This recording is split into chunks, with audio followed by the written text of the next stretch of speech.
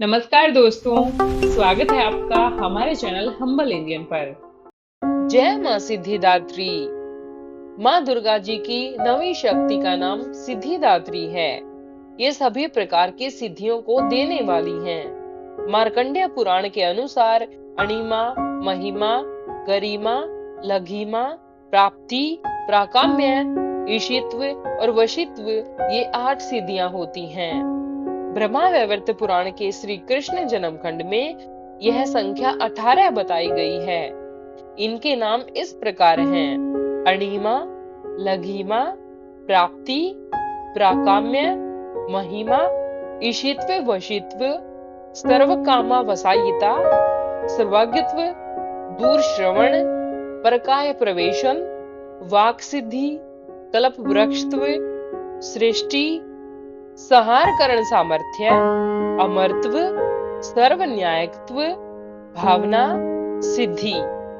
माँ सिद्धिदात्री भक्तों और साधकों को ये सभी सिद्धियां प्रदान करने में समर्थ हैं। देवी पुराण के अनुसार भगवान शिव ने इनकी कृपा से ही इन सिद्धियों को प्राप्त किया था। इनकी अनुकंपा से ही भगवान शिव का आधा शरीर देवी का हुआ था। इसी कारण वह लोक में अर्धनारीश्वर नाम से प्रसिद्ध हुए। माँ सिद्धिदात्री 4 भुजाओं वाली हैं। इनका वाहन सिंह है। ये कमल पुष्प पर भी आसीन होती हैं। इनकी दाहिनी तरफ के नीचे वाले हाथ में चक्र, ऊपर वाले हाथ में गदा तथा बाईं तरफ के नीचे वाले हाथ में शंख और ऊपर वाले हाथ में कमल पुष्प हैं।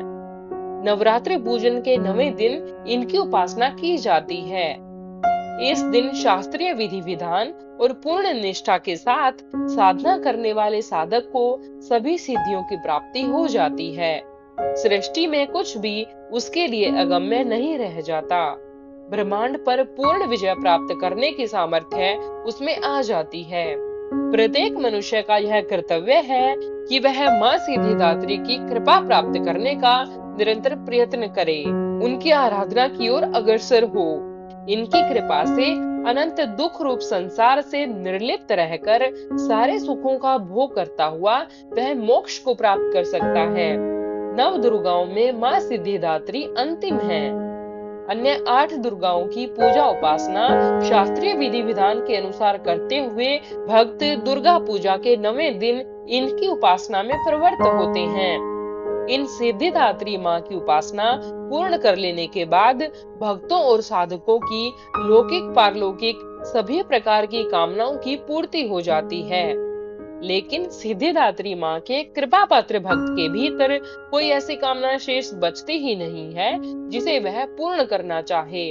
वह सभी सांसारिक इच्छाओं, आवश्यकताओं और स्पृहाओं से ऊपर उठकर मानसिक रूप से माँ भगवती के दिव्य लोकों में विचरण करता हुआ उनके कृपा रस पीयूष का निरंतर पान करता हुआ विषय भोग शून्य हो जाता है। माँ भगवती का परम सानिध्य ही उसका सर्वस्व हो जाता है। इस परम पद को पाने के बाद उसे अन्य किसी भी वस्तु की आवश्यकता नहीं रह जाती। माँ के चरणों का यह सानिध्य प्राप्त करने के लिए हमें निरंतर नियमनिष्ठ रहकर उनकी उपासना करनी चाहिए। माँ भगवती का स्मरण, ध्यान, पूजन हमें इस संसार की असारता का बोध कराते हुए वास्तविक परम शांतिदायक अमृत पद की ओर ले जाने वाला है। जय माँ सिद्धिदात्री।